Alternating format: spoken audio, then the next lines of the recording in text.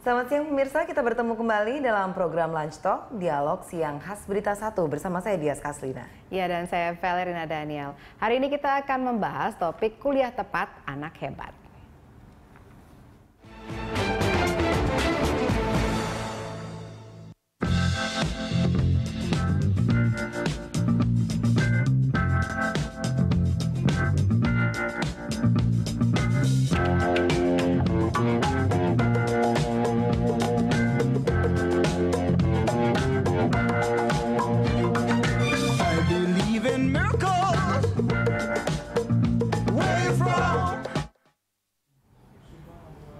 Ya, untuk membicarakan seperti apa kuliah yang tepat untuk anak-anak hebat, nanti kita sudah ada narasumber yang berkaitan dengan hal tersebut, tapi sebelumnya ini ada paket terlebih dahulu, Vale. Iya, betul sekali. Pemirsa, seperti kita ketahui kita ketahui bahwa 715 ribuan lulusan SMA sederajat yang tidak berhasil tembus SNMPTN atau seleksi nasional masuk perguruan tinggi negeri. Nah, masih ada kesempatan kedua dengan mengikuti SBMPTN atau seleksi nasional masuk perguruan tinggi negeri yang dibuka 11 hingga 29 Mei 2015. Tentunya tak sedikit pula yang tengah mempertimbangkan masuk perguruan tinggi swasta. Lantas apa yang harus dipertimbangkan sebelum menentukan di mana akan kuliah dan jurusan apa yang akan diambil? Jangan sampai menyesal di kemudian hari ya, atau bahkan memutuskan putus kuliah. Ya, inilah yang akan kita bahas dengan narasumber kami yang telah ada di studio, yaitu Kepala Pusat Penelitian Kebijakan Badan Penelitian dan Pengembangan Kementerian Pendidikan dan Kebudayaan, Bambang Indrianto, serta Doni Kusuma selaku pengamat pendidikan. Ya, selamat siang Bapak-Bapak. Bagaimana kabarnya Pak? Baik, selamat siang. Ini tentunya satu momen yang selalu dinantikan anak-anak sekolah, terutama anak-anak SMA akan masuk ke perguruan tinggi. Tapi ternyata ketika kuotanya itu 152 ribu ya, dan kemudian yang masuk hanya 137 ribu, sebenarnya bagaimana Pak? Kenapa tidak dioptimalkan saja? Begini, ini kan dari pemerintah tentu saja mengapresiasi terhadap aspirasi lulusan SMA untuk keperguruan tinggi ini, artinya ada upaya untuk peningkatan. Tetapi yang menjadi permasalahan kan ketika kita ngomong ke perguruan tinggi, ada yang disebut dengan tempat. Tempat itu tidak hanya merefleksikan bangku kuliah, tetapi merefleksikan program apa yang harus dibuat oleh perguruan tinggi. Dan ketika dia pada program, dia harus mempertimbangkan dosennya dan kemudian kurikulumnya. Nah, disinilah yang menjadi sampai sekarang masih ada yang saya sebut bukan perdebatan, tapi rekonsiliasi antara minat dan kemudian tempat yang ada.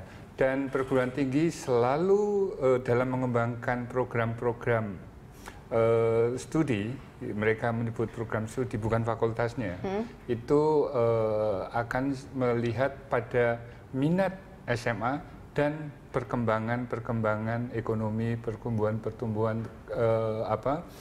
multilateral antara Indonesia dengan negara-negara lain. Jadi penting untuk mengetahui minat dan bakatnya sebelum menentukan jurusan. Itu yang menjadi pertimbangan. Baiklah. Kita akan lanjutkan dialog, tapi sebelumnya Bapak-Bapak dan juga pemirsa, kita akan ikuti dulu paket pengantar berikut ini. Hasil seleksi nasional masuk perguruan tinggi negeri sudah diumumkan. Dari total pendaftar 852.093 orang, hanya 16% yang lolos seleksi masuk ke 63 perguruan tinggi negeri. Namun tak perlu khawatir, masih ada kesempatan kedua, yakni lewat jalur seleksi bersama masuk perguruan tinggi negeri. Pendaftaran SBMPTN dibuka 11 hingga 29 Mei mendatang. Dan pertimbangkan pula untuk melirik perguruan tinggi swasta sebagai wadah menimba ilmu dan meraih gelar sarjana untuk bekal menggapai cita. Tentu menimba ilmu dan gelar sarjana bukan harga mati menuju kesuksesan. Karena jika anak tidak menaruh minat dan tidak berbakat, maka tanpa sadar kuliah justru jadi beban. Mengenali minat dan bakat bisa dilakukan sedini mungkin. Caranya dengan menstimulasi anak dengan ragam aktivitas, seperti menggambar atau bernyanyi. Atau menghabiskan waktu di alam, seperti berkebun, berenang, dan masih banyak lagi.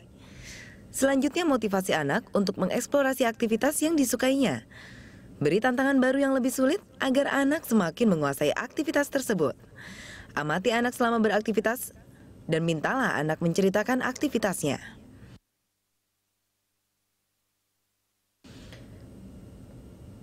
Terakhir, berikan apresiasi agar anak terus mengeksplorasi bakatnya.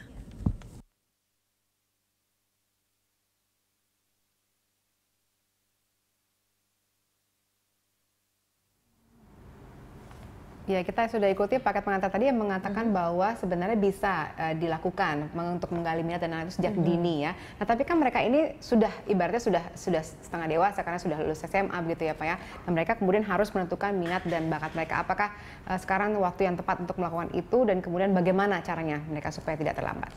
Pada saat ini memang di Indonesia belum sekomprehensif yang ada di Amerika karena kita masih menggunakan yang namanya ujian nasional dan perguruan tinggi sendiri pernah mengembangkan yang namanya sistem seleksi masuk perguruan tinggi.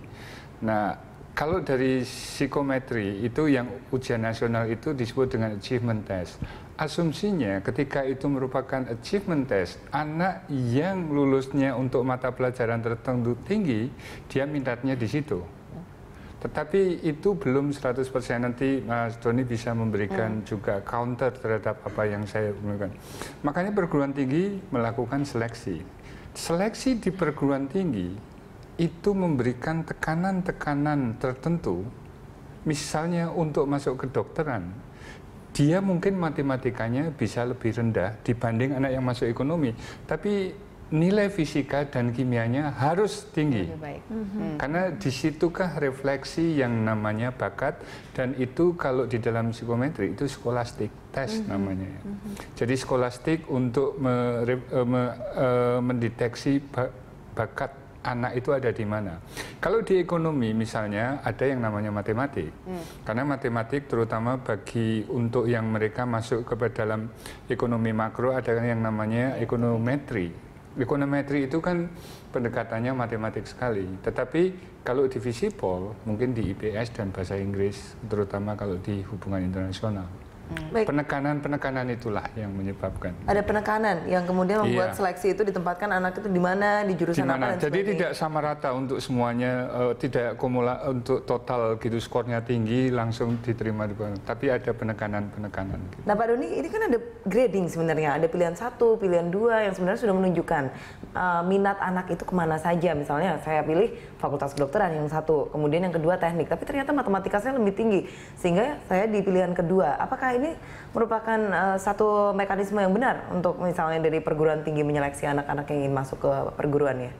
Sebenarnya kalau dari perguruan tinggi mereka kan sebenarnya punya standar ya, dan ini kalau kita lihat yang baru saja diumumkan itu kan seleksi nasional masuk perguruan tinggi negeri ini adalah model jalur undangan. Jadi ini semua tergantung dari rapot siswa mulai dari semester 3, 4, 5, 6. Ya, ada itu. Nah, dari rapot inilah kemudian diinput secara online lalu kemudian diseleksi gitu loh. Karena itu kalau misalkan dalam satu fakultas itu ada kursinya yang terbatas sementara yang mendaftar banyak, dia pasti akan gugur. Jadi anak yang sebenarnya dia berminat karena dia salah melihat peluang dia harus di fakultas mana. Kalau semuanya kedokteran mau ke UI semua, udah kuotanya habis. Anak yang pintar pun dia nggak akan kesaring gitu. Itulah kenapa tadi dikatakan hanya sedikit yang bisa masukkan di situ karena ada kesalahan, dan ini mungkin kalau saya melihat dari pihak sekolah sendiri kurang mengarahkan atau memetakan sebenarnya bagaimana cara memilih jurusan-jurusan. Mungkin juga ini tergantung dari program pembinaan pada saat kelas 1 sampai kelas 3. Sejauh saya tahu kalau kelas 1 itu memang pemantapan untuk pembelajaran di SMA karena ketemu teman-teman baru. Kelas 2 itu pemantapan untuk nanti memilih profesi, dan kelas 3 ini harusnya dia sudah mulai mendapat informasi fakultas mana, di mana, lalu kemudian apa syarat-syaratnya, dan kemudian mulai mengenal dirinya sendiri, sejauh mana kemampuannya. Dan ini kayaknya dilewatkan di beberapa sekolah, hanya beberapa sekolah yang serius mendampingi anak gitu. Dan sekolah yang serius, anak-anaknya biasanya bisa lolos di SNMPTN ini karena ini sebenarnya jalurnya sudah undangan dia. Relatif nggak pakai ujian tes mereka itu sebenarnya. Tapi hanya gambarannya berdasarkan nilai saja. Nilai saja. Nilai rapot. Bapak, apakah itu sudah cukup untuk menggambarkan minat dan bakat seseorang hanya dengan melihat nilainya saja? Nggak bisa, karena selama ini misalkan anak itu nilainya itu bagus-bagus di IPA, tetapi sebenarnya dia minatnya itu di IPS. Nah orang tua mintanya pokoknya anak saya itu harus di IPA gitu untuk melanjutkan gitu loh. Karena mungkin ada penilaian, maaf saya potong, tapi ada penilaian bahwa IPA akan lebih bagus dari IPS begitu ya. Nah ini terpulang pada sistemnya karena ternyata anak-anak yang IPA itu di perguruan tinggi dia bisa milih yang ke IPS. Ya, dan IPJ bolak-balik gitu loh, IPJ. Sekarang itu kan bolak-balik. Nah, bolak-balik itu ada. Nah, ini kan sebenarnya sesuatu yang nggak jelas sebenarnya dari segi kebijakan. Harusnya anak IPS kuotanya di jurusan IPS, yang IPA harus di sains IPA gitu. Jadi nggak boleh bolak-balik, sehingga anak sejak awal sudah langsung tahu dia akan kemana dan tahu risikonya gitu loh. Dan tentu saja akan selaras dengan minatnya kalau didampingi sejak awal. Dan biasanya yang paling sulit orang tuanya. Orang tuanya ingin karena image seolah-olah kalau IPS itu seolah-olah ini kelas 2 seperti itu. Padahal enggak. Kalau dari Kemendikbud seperti apa Pak? Kira-kira yang ideal, memang kurikulum saat ini sudah bisakah untuk membuat anak-anak mengetahui dari awal minat dan bakatnya di mana? Sekarang di kurikulum 2013 yang sekarang ada yang sedang menerapkan, ada yang di SMA itu tidak lagi namanya penjurusan, tapi sudah peminatan, sehingga tidak ada jurusan IPS, tapi diserahkan kepada anak minatnya di mana. Permasalahannya ketika anak minatnya di mana, jangan terlalu berharap bahwa anak itu sudah tahu minatnya. Iya, gitu kan? Kadang tidak konsisten juga Tidak tahu minatnya. Anak saya yakin tidak tahu. Dan yang menjadi permasalahan, minat anak ini bisa terkontaminasi dengan ambisi orang tua. Jadi ada satu kasus ketika anak itu pengennya di sastra Inggris, tapi karena nilai matematikanya tinggi dipaksa di ekonomi. 2 semester dia drop, gitu. Dia tidak mencapai indeks prestasi katakanlah 2,75 seperti yang diharapkan. Karena anak itu minatnya sebetulnya sastra Inggris. Nah, sekarang tentu saja ketika kurikulumnya itu sudah mengarah kepada peminatan, harus ada yang namanya pendampingan psikologis untuk mendeteksi sejak awal yang namanya minat.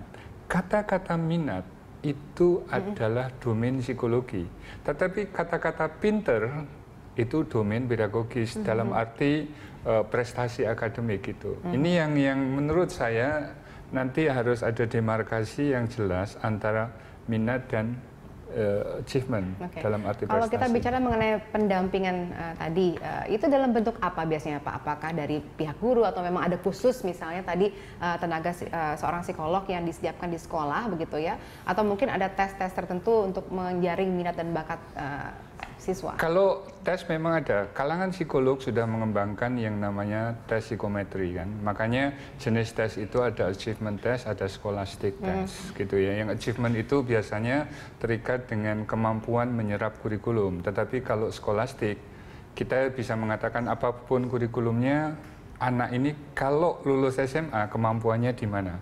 Dan ada kecenderungan ya, kalau di bahasa, dia mungkin di matematikanya tidak baik ketika skolastik, tapi ketika di bahasa secara intuitif bakat gitu ya, itu dia bisa